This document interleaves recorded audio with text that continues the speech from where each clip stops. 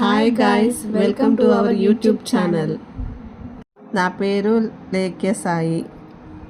నా పేరు సుహాసిని. మా అమ్మని పరిచయం చేస్తున్నాం. హాయ్ గాయ్స్, ఇప్పుడు మా వీడియో దేనికోసం అంటే ఈరోజు మేము కేసరీబాత్ చేయబోతున్నాం.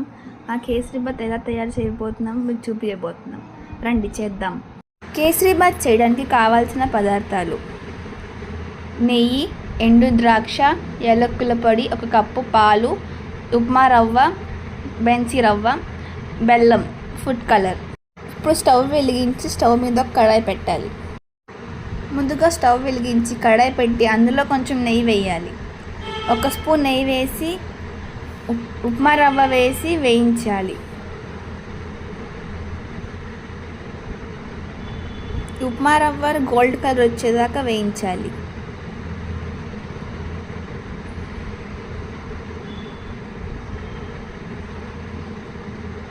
ఉప్మా రవ్వను లో ఫ్లేమ్లో వేయించాలి. దాకా వేయించాలంటే రవ్వ గోల్డెన్ కలర్లో వచ్చే వరకు, అంటే ఇలా ఉండాలి. అప్పుడు మన రవ్వ వేగినట్టు అర్థం. రవ్వను పక్కన ఉంచేసుకొని ఆ కడాయిలో తీసేసి అదే కడాయిలో 1 కప్పు పాలు వేసుకొని తర్వాత 2 కప్పులు నీళ్ళు వేసుకోవాలి.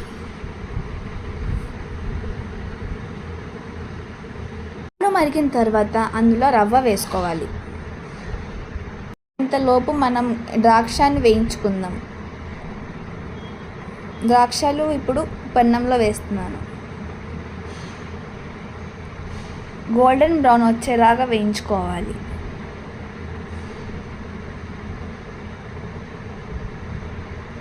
ఇలా ఉండాలి. అప్పుడు మన ద్రాక్ష సరిగ్గా ఫ్రై అయినట్టు. ఇప్పుడు వేయించుకున్న రవ్వని స్టవ్ సిమ్లో పెట్టి అందులో వేసి కలపాలి. మంచిగా కలపకపోతే లంప్స్ ఫామ్ అయిపోతాయి. కడాయిలో రవ్వ వేసుకున్న తర్వాత మంచిగా కలపాలి. అప్పుడు మనకి లంప్స్ ఫామ్ అవ్వవు. ఇప్పుడు తురుముకున్న బెల్లాన్ని అందులో వేసి కలపాలి.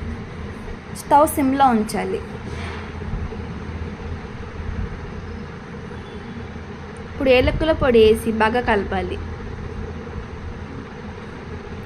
ఇంకా ఫుడ్ కలర్ వేసి ఒక మిక్స్ ఇచ్చేస్తే ఆల్మోస్ట్ రెడీ అయిపోయినట్టే.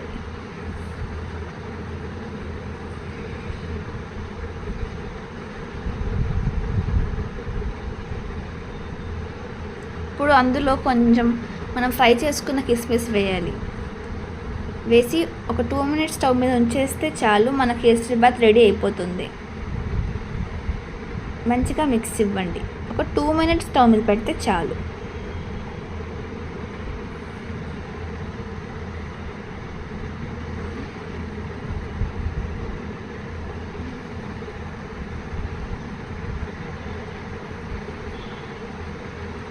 ఇప్పుడు రెడీ అయిన కేసరీబాత్ని తీసుకొని ఒక గిన్నెలో వేసుకొని దాని మీద కొంచెం నెయ్యి వేసుకోవాలి. అప్పుడు చాలా టేస్టీగా ఉంటుంది.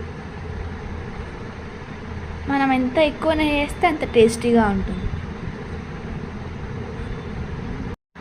చూసారు కదా, చాలా టేస్టీ ఇంకా సింపుల్ రెసిపీ. ఇలా చేసుకొని తింటే పిల్లలకి చాలా నచ్చుతుంది.